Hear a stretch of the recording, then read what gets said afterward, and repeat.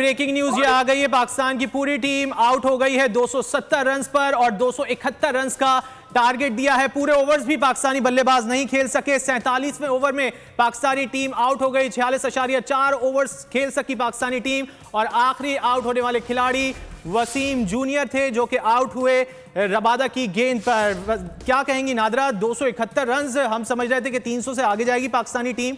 बिल्कुल, मैं भी यही मतलब एक सोच कर आई थी कि पाकिस्तान अगर बॉल टू बॉल खेलता रहता बहुत इजी था कि आप 300 रन बना सकते थे इस विकेट के ऊपर।